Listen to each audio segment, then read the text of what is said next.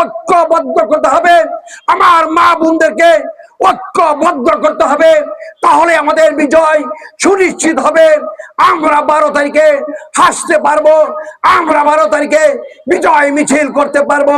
প্রিয় বন্ধুরা আমার, আজকে আমাদের প্রিয় নেতা, আমাদের আশা আকাঙ্ক্ষার প্রতীক, যিনি বাসাইলকে করতে চান, যিনি বাসাইলকে সাজাতে চান, যিনি বাসাইলকে একটি আধুনিক বাসাইল হিসেবে প্রতিষ্ঠিত করার জন্য, যিনি বাসাইলের মানুষের মুখে হাসি ফোটানোর জন্য, আমার শ্রমিক ভাইদের মনে হাসি ফোটানোর জন্য সারাটি জীবন লড়াই সংগ্রাম করেছে, সারাটি জীবন যুদ্ধ করেছে, সেই ছাত্র জীবন থেকে শুরু করে আজ পর্যন্ত একটি স্বপ্নই বুকে লালন করেছে, একটি আশাই বুকে লালন করেছে।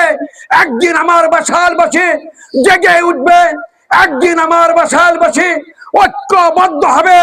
সেই ঐক্যবদ্ধ প্রয়াসের মধ্য দিয়েই আমাকে ধানের শীষে ভোট দিয়ে জাতীয় সংসদে পাঠাবে, এই স্বপ্নটি উনি সারাটি জীবন লালন করেছে। তার কারণ জাতীয় সংসদে যদি আমাদের কোনো সন্তান না যেতে পারে, জাতীয় সংসদে যদি আমাদের এই বন্ধুটি না যেতে পারে, জাতীয় সংসদে যদি আমাদের এই আপনজন না যেতে পারে, বন্ধুরা আমার, তাহলে বাসাইলের মানুষের দুর্ভোগের শেষ হবে না, আমাদের কান্নার শেষ হবে না, আমাদের দুঃখ দুর্দশার শেষ হবে না, বাসাইলবাসীর উন্নয়ন হবে না, আমার রাস্তাঘাটের উন্নয়ন হবে না, স্কুল কলেজ মাদ্রাসা মসজিদ মন্দিরের কোনো উন্নয়ন হবে না, বন্ধুরা আমার।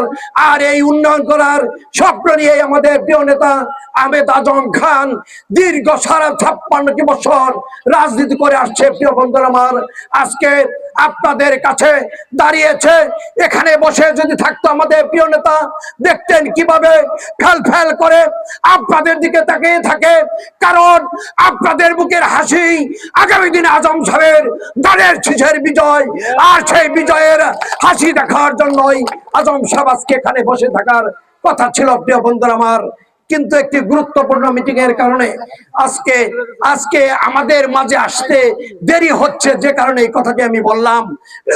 খুব অল্প সময়ের মধ্যেই আমাদের প্রিয় নেতা আমাদের মাঝে এসে উপস্থিত হবে এবং আপনাদের উদ্দেশ্যে উনি তার মূল্যবান বক্তব্য স্থাপন করবে।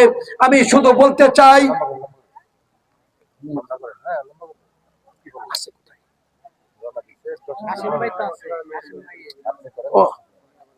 সম্মানিত উপস্থিতি, আমি যেটা বলতেছিলাম, আমাদের নেতা অল্প